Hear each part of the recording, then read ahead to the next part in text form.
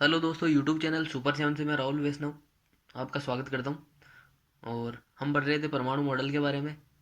और हमने अपने पिछले वीडियो के अंदर जो बोर का परमाणु मॉडल है, थॉमसन का, और जो रदरफोर्ड का परमाणु मॉडल है, इन परमाणु मॉडल के बारे में हमने पढ़ा था। तो हमने सबसे पहले देखा था जो थॉमसन का जो परमाणु मॉडल मॉडल था। तो जो थॉमसन का जो परमाणु मॉडल था, ये हमें plum pudding model, resin model या फिर तरबूज मॉडल नाम से हम इसको जानते हैं।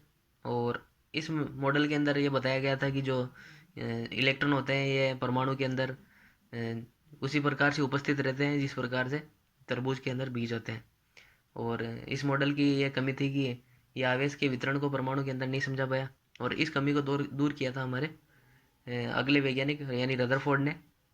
और जो रदरफोर्ड थे, इनका जो परमाणु मॉडल था ये इसकी तुलना सौर मॉडल, जो अपना सौरमंडल का मॉडल है, उससे की गई थी। यानी कि जिस प्रकार से जो ग्रह होते हैं ये सूर्य के चक्कर लगाते हैं, उसी प्रकार से इलेक्ट्रॉन होते हैं नाभिक के अंदर, परमाणु के अंदर नाभिक के चारों ओर चक्कर लगाते हैं। लेकिन रदरफोर्ड है, इनकी यह कमी थी इनके मॉडल की कि ये परमाणु के जो स्थायित्व इसकी व्याख्या नहीं कर पाए थे।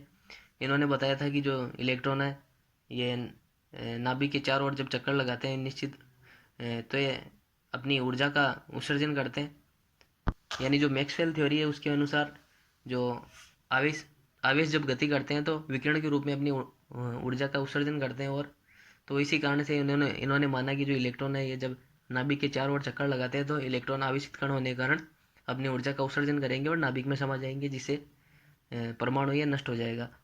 तो ये इनकी कमी थी और इस कमी को दूर किया था हमारे नील्स बोर नाम के वैज्ञानिक ने।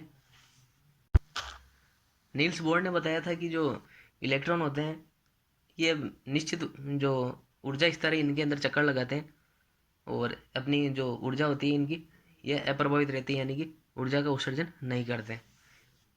यानी जो रदरफोर्ड मॉडल की कमी थी परमाणु के स्थायित्व की, इसको बोर मॉडल ने समझा दिया था। लेकिन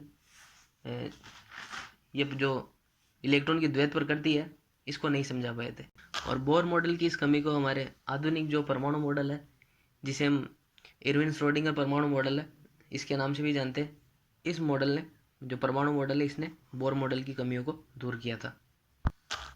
और जो इरविन श्रोडिंगर मॉडल यानी जो आधुनिक परमाणु मॉडल है, ये जो इलेक्ट्रॉन की तरंग प्रकृति इस पर आधारित है। यानी जो इलेक्ट्रॉन की जो द्वैत प्रकृति होती है उस पर, द्वैत प्रकृति का अर्थ है जैसे हम प्रकाश है, प्रकाश की द्वैत प्रकृति से समझते हैं। तो जिस प्रकार से प्रकाश है ये जब हम परावर्तन, अपवर्तन ऐसी और व्यतिकरण जैसी घटनाओं को जब देखते हैं तो ऐसी घटनाओं के अंदर जो प्रकाश की तरंग प्रकृति प्रतीत होती है। जबकि जब हम जो प्रकाश विद्युत प्रभाव है या फिर कॉम्पटन इफेक्ट है, रमन इफेक्ट है, ये जब प्रभाव पड़ते हैं तो इनके अंदर जो प्रकाश की कणीय प्रकृति जो हमें दिखाई देती है। तो इन दोनों जो कणीय प्रकृति और तरंग प्रकृति है, इसलिए इसको प्रकाश की द्वैत प्रकृति कहते हैं। उसी प्रकार से इलेक्ट्रॉन की जो तरंग प्रकृति, इसके आधार पर जो इरविन मॉडल यानी इरविन श्रोडिंगर जो परमाणु मॉडल है ये दिया गया था। और इस मॉडल में बताया गया था कि जो इलेक्ट्रॉन है ये कभी भी प्रत्यक्ष रूप से परमाणु के कोश या कक्षा में कभी प्रवेश नहीं करते हैं, बल्कि सबसे पहले जो न्यूनतम ऊर्जा स्तर है यानी जो कक्षक होते हैं इनके अंदर प्रवेश करते हैं। तो कक्षक, कोश, उपकोश या फिर कक्षा क्या होती है इनके बारे में हम पढ़ते हैं। कोश, उपकोश और जो कक्षक है, इनके अंदर अंतर को समझने के लिए हम उदाहरण के लिए हम कार्बन लेते हैं। तो कार्बन का जो इलेक्ट्रॉनिक विन्यास है उसके बारे में हम देखते हैं। तो जो बोर मॉडल था उसके अनुसार देखें तो जो इलेक्ट्रॉन का जो वितरण होगा यह निम्न प्रकार से होगा। यानी जो पहली कक्षा है के कक्षा, उसके अंदर 2 इलेक्ट्रॉन, और दूसरी कक्षा है एल कक्षा, उसके अंदर 4 इलेक्ट्रॉन। जबकि हम आधुनिक परमाणु मॉडल देखते हैं तो उसमें बताया गया है कि जो इलेक्ट्रॉन होते हैं यह प्रत्यक्ष रूप से जो कोश या कक्षा होती है इसके अंदर प्रवेश नहीं करते। यह सबसे पहले न्यूनतम ऊर्जा स्तर इनके अंदर प्रवेश करते हैं। तो इसके अनुसार जब हम कार्बन का इलेक्ट्रॉनिक विन्यास देखते हैं तो ये निम्न प्रकार से, यानी 1s2 2s2 2p2 ये प्राप्त होता है। जिसके अंदर हम देखते हैं तो यहाँ पर जो ये एस और पी है ये उपकोश है, और जो यहाँ पर एक और ये दो इसके आगे लगा हुआ है एस और पी के, ये कक्षा या कोश की संख्या है। यानी अगर पहली कक्षा है तो यहाँ पर एक, दूसरी कक्षा है तो दो, और ये एस और पी है यहाँ पर उपकोष है। और ये जो उपकोष होते हैं ये कक्षकों के अंदर वितरित रहते हैं। जो एस उपकोष है उसके अंदर एक कक्षक पाया जाता है, और जो पी उपकोष है उसके अंदर 3 कक्षक पाए जाते हैं, और डी जो उपकोष है उसके अंदर 5 कक्षक, और जो एफ उपकोष है उसके अंदर 7 कक्षक पाए जाते हैं। और जो पाउली का जो अपवर्जन नियम है उसके अनुसार जो कक्षक होता है उसके अंदर अधिकतम इलेक्ट्रॉन की संख्या 2 होती है, और जो दोनों इलेक्ट्रॉन होंगे उनका उनका जो चक्रण होगा इलेक्ट्रॉन का, ये एक दूसरे के विपरीत होगा। यानी किसी एक कक्षक के अंदर जो समान चक्रण है, समान चक्रण वाले इलेक्ट्रॉन है, कभी भी साथ नहीं होंगे। यानी हमेशा विपरीत चक्रण वाले इलेक्ट्रॉन हर कक्षक में साथ रहते हैं। यानी अगर एस उपकोष देखें तो एस उपकोष में एक कक्षक पाया जाता है, अतः इसके अंदर अधिकतम इलेक्ट्रॉन की संख्या 2। पी उपकोष देखें तो इसके अंदर 3 कक्षक पाए जाते हैं, यानी अधिकतम इलेक्ट्रॉन की संख्या 6। उसी प्रकार से डी है, डी के अंदर 5 कक्षक पाए जाते हैं, तो इसके अंदर अधिकतम इलेक्ट्रॉन की संख्या 10। और जो एफ उपकोष है उसके अंदर 7 कक्षक पाए जाते हैं, इसलिए इसके अंदर अधिकतम इलेक्ट्रॉन की संख्या 14। फिर अगला नियम है हुंड का अधिकतम बोलता नियम। इस नियम के अनुसार जो इलेक्ट्रॉन होते हैं ये उपकोष के अंदर जो कक्षक होते हैं इनके अंदर जब प्रवेश करते हैं तो ये पहले अयुग्मित अवस्था के अंदर प्रवेश करेंगे और उसके बाद में इनका युग्मन होगा। यानी उदाहरण के लिए अगर हम सोडियम देखें तो सोडियम के अंदर 11 इलेक्ट्रॉन होते हैं। अगर बोर मॉडल के हिसाब से देखें तो पहली कक्षा में 2, दूसरी कक्षा में 8 और तीसरी कक्षा में 1 इलेक्ट्रॉन होगा। और जो आधुनिक परमाणु मॉडल है इसके अनुसार जब हम इसका इलेक्ट्रॉनिक विन्यास देखते हैं तो यह निम्न प्रकार से होगा: 1s2, 2s2, 2p6 और 3s1। यानी जो पहली कक्षा उसके अंदर 2, दूसरी कक्षा में 8 और तीसरी कक्षा के अंदर 1 इलेक्ट्रॉन। जब हम देखते हैं तो पहले यहाँ पर 1s2, 2s2, 2p6 और 3s1।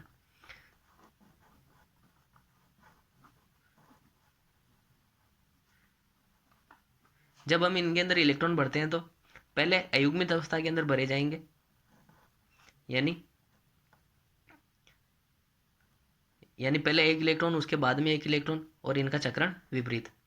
उसी प्रकार से 2s2 के अंदर पहला इलेक्ट्रॉन अयुग्मित और फिर बाद में इसका युग्मन। और उसी प्रकार जब हम 2p6 देखते हैं तो इसके अंदर पहले अयुग्मित इलेक्ट्रॉन भरे जाएंगे, 3 अयुग्मित इलेक्ट्रॉन, उसके बाद में इनका युग्मन होगा। और सभी कक्षक के अंदर जो इलेक्ट्रॉन होंगे ये विपरीत चक्रण में होंगे। और 3s1 इसके अंदर 1 इलेक्ट्रॉन। फिर अगला नियम है n+l का नियम। इस नियम के अनुसार इलेक्ट्रॉन सबसे पहले उस उपकोष में प्रवेश करेगा जिसके अंदर n+l का मान न्यूनतम हो। यानी जब हम देखते हैं जो पोटेशियम है, जब पोटेशियम और कैल्शियम इनका जब हम इलेक्ट्रॉनिक विन्यास देखते हैं तो इसमें हम पाते हैं कि जो इसमें 19वां इलेक्ट्रॉन है, जैसे पोटेशियम है, ये 4s उपकोष में प्रवेश करता है, न कि 3d में। तो इसका कारण ये है कि यहाँ पर जो n+l का नियम मान है ये 4s के अंदर 3d की तुलना में कम होता है। और जिस उपकोष के अंदर n+l का मान कम होगा उसके अंदर इलेक्ट्रॉन पहले प्रवेश करेगा। यहाँ पर जो n और l है ये क्वांटम संख्या है, जहाँ पर n मुख्य क्वांटम संख्या और l द्वितीय क्वांटम संख्या है। और इन क्वांटम संख्याओं के बारे में हम आगे और पढ़ेंगे। परमाणु मॉडल के बाद में हम दोस्तों हमारा अगला टॉपिक है धातु, अधातु और उपधातु। यानी धातु क्या होती है, अधातु क्या होती है और उपधातु क्या होती है। तो इनमें सबसे पहले है धातु। तो हमारे आवर्त सारणी के अंदर जो वे तत्व जो इलेक्ट्रॉन त्याग कर धनायन का निर्माण करेंगे तो ये धातु कहलाएंगे। जैसे कि हम एग्जांपल लेते हैं सोडियम। तो सोडियम के अंदर 11 इलेक्ट्रॉन रहते हैं और इसकी अंतिम जो कक्षा है यानी एम कक्षा, उसके अंदर 1 इलेक्ट्रॉन रहता है। तो ये स्थायित्व को प्राप्त करने के लिए 1 इलेक्ट्रॉन का त्याग करता है और धनायन का निर्माण करता है। और Na+ यानी कि जो अक्रिय गैस विन्यास है इसको सोडियम प्राप्त करता है और इसके अंदर धनायन का निर्माण करने से इसके अंदर 10 इलेक्ट्रॉन रह जाते हैं। तो इस प्रकार ये सोडियम है एक धातु है। और इसी प्रकार से जब हम एल्यूमिनियम देखते हैं तो एल्यूमिनियम के अंदर जो इसकी तीसरी कक्षा है यानी अंतिम कक्षा एम कक्षा, इसके अंदर 3 इलेक्ट्रॉन रहते हैं और ये अक्रिय गैस विन्यास प्राप्त करने के लिए 3 इलेक्ट्रॉन का त्याग करता है और अक्रिय गैस विन्यास यानी 10 इलेक्ट्रॉन को ग्रहण करता है। तो इस प्रकार से जो एल्यूमिनियम है यह भी एक धातु है। और इसी क्रम में जब हम आगे देखते हैं अधातु, तो अधातु क्या होती है? हमारी आवर्त सारणी के अंदर वे सभी तत्व जो इलेक्ट्रॉन ग्रहण करके ऋणायन बनाते हैं अधातु कहलाते हैं। अगर हम उदाहरण देखें तो जैसे क्लोरीन है, तो क्लोरीन के अंदर 17 इलेक्ट्रॉन होते हैं और अक्रिय गैस विन्यास को प्राप्त करने के लिए क्लोरीन क्या करता है, एक इलेक्ट्रॉन को ग्रहण करता है और इलेक्ट्रॉन ग्रहण करने के कारण इस पर ऋणावेश आ जाता है। और इसी प्रकार जो क्लोरीन है ये अधातु होती है। और इसी प्रकार से जब हम फ्लोरीन को देखते हैं तो फ्लोरीन के अंदर 9 इलेक्ट्रॉन रहते हैं और अक्रिय गैस विन्यास यानी नियोन का ये गैस विन्यास प्राप्त करने के लिए एक इलेक्ट्रॉन की आवश्यकता होती है, तो ये एक इलेक्ट्रॉन ग्रहण करता है और इस पर एक इलेक्ट्रॉन ग्रहण करने के कारण इस पर ऋणावेश आता है। और इसी प्रकार जो फ्लोरीन है क्लोरीन की तरह ये भी एक अधातु है। और एक उदाहरण और देखते हैं हम, सल्फर है। सल्फर के अंदर 16 इलेक्ट्रॉन होते हैं, यानी इसकी तीसरी कक्षा उसके अंदर 6 इलेक्ट्रॉन होते हैं। और अक्रिय गैस विन्यास यानी आर्गन का जो गैस विन्यास है ये प्राप्त करने के लिए यानी 18 इलेक्ट्रॉन की से जरूरत 18 इलेक्ट्रॉन पूर्ण करने के लिए इसे 2 इलेक्ट्रॉन की जरूरत होती है। तो ये 2 इलेक्ट्रॉन ग्रहण करता है जिससे इस पर 2- आयन आ जाता है। यानी इस प्रकार जिस प्रकार से क्लोरीन और फ्लोरीन अधातु थी उसी प्रकार से ये सल्फर है ये भी अधातु है। अब हम देखते हैं उपधातु के बारे में। उपधातु क्या होती है?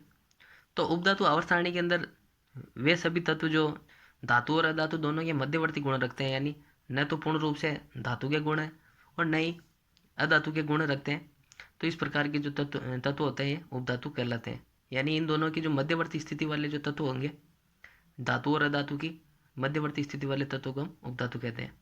जैसे सिलिकॉन है, तो सिलिकॉन है इसके अंदर 14 इलेक्ट्रॉन पाए जाते हैं, यानी इसकी तीसरी कक्षा के अंदर 4 इलेक्ट्रॉन, यानी ये जो अर्धपूरित विन्यास को धारण करता है, तो ये न तो इलेक्ट्रॉन को त्याग करता है और न ही ग्रहण करता है।